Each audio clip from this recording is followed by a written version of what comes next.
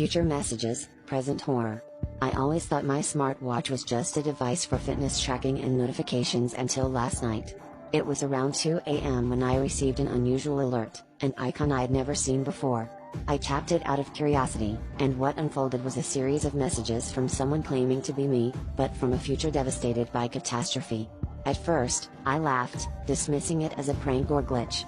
But then, the messages became chillingly specific, mentioning details about my life no one else could know. And as I read on, a creeping dread settled over me, suggesting this was something far more sinister. The messages described events that hadn't happened yet but were eerily plausible. They warned of a series of small, seemingly random decisions that would lead to disaster, not just for me, but for everyone I knew.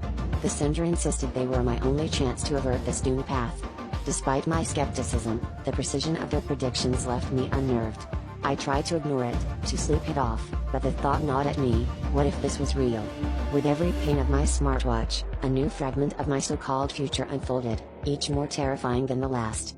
Over the next few days, I followed the instructions sent through the watch, testing the authenticity of these claims. To my horror, each event unfolded exactly as described, down to the smallest detail. The future me warned of a choice I would soon face, one that would seal my fate. The messages became desperate, urging me to act. My future self's voice was filled with a terror that echoed deep within me. I felt trapped in a narrative I couldn't control, a puppet dancing to the strings of a future I didn't want to believe in. In the final act, the messages stopped abruptly. Silence. I was left to make the ultimate decision alone, with no guidance from my future self. As I stood at the crossroads, the weight of my choice bore down on me. The last message had warned of a betrayal, a sinister force manipulating my every move. As I hesitated, my smartwatch vibrated one last time, a notification revealing the truth.